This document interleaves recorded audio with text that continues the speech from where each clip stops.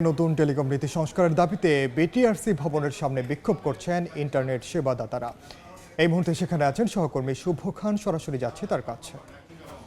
Guideline সংশোধনের দাবিতে BTRC ভবনের সামনে এই মুহূর্তে দেখতে পাচ্ছি যে ইন্টারনেট সেবাদাতারা অবস্থান কর্মসূচি পালন করছেন। কিছুক্ষণ আগে তারা বিক্ষোভ কর্মসূচি পালন করেছেন এবং ভেতরে এই মুহূর্তে বিটিআরসির চেয়ারম্যান বা ঊর্ধ্বতন কর্মকর্তাদের সঙ্গে আইএসপিএবির সভাপতি এবং সাধারণ সম্পাদকের বৈঠক চলছে।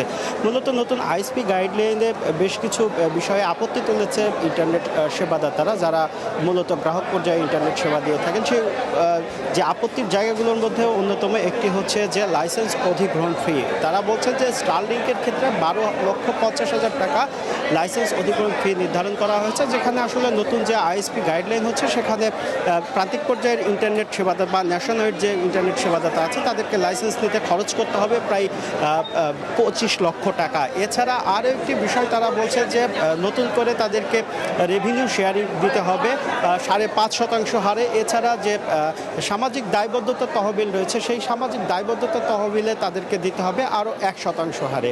তো সব কিছু মিলিয়ে তাদের উপর একটি বাড়তি প্রেশার পড়বে। এছাড়াও নতুন করে যেহেতু আইআইজি যে লেয়ার আছে সেটি উঠে যাচ্ছে, সে কারণে এখন থেকে 2027-এর পর থেকে ইন্টারনেট সেবাদাতাদের আসলে যে ব্যান্ডউইথ সেই ব্যান্ডউইথ কিনতে হবে মূলত বাংলাদেশ সাবমেরিন কেবল কোম্পানি এবং আইটিসি অপারেটর থেকে। সেখানে আসলে খরচ ট্যাক্স ভ্যাট বাবদ যে খরচ বর্তমানে যেটি 3% সেটি বেড়ে কিন্তু 17% উন্নীত হবে। তো সব কিছু মিলে আসলে গ্রাহক পর্যায়ে 20% খরচ বাড়বে, অর্থাৎ 500 টাকার সংযোগে গ্রাহককে আসলে 100 টাকা বাড়তি খরচ দিতে হবে এবং 1000 টাকার সংযোগে খরচ বাড়বে হচ্ছে 200 টাকা, অর্থাৎ 1200 টাকায় দিতে হবে। তো যেহেতু মোবাইল অপারেটরদেরকে আসলে তারবিহীন ওয়াইফাই সেবা দেওয়ার সুযোগ দেওয়া হয়েছে, সে কারণে আইএসপি অপারেটররা বলছে যে তাদের আসলে গ্রাহক হারাবে, তাদের অস্তিত্ব টিকিয়ে রাখতে তারা হিমশিম খাবেন। সে কারণেই মূলত তারা এই আজকের যে কর্মসূচি, বিক্ষোভ এবং অবস্থান কর্মসূচি, সেটি তারা পালন করছেন এই বিটিআরসি ভবনের সামনে।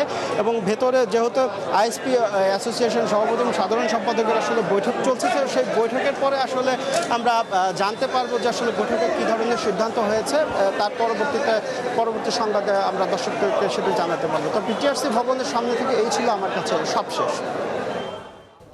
সরাসরি যুক্ত ছিলাম আগারগাঁওয়ে বিটিআরসি ভবনের সামনে।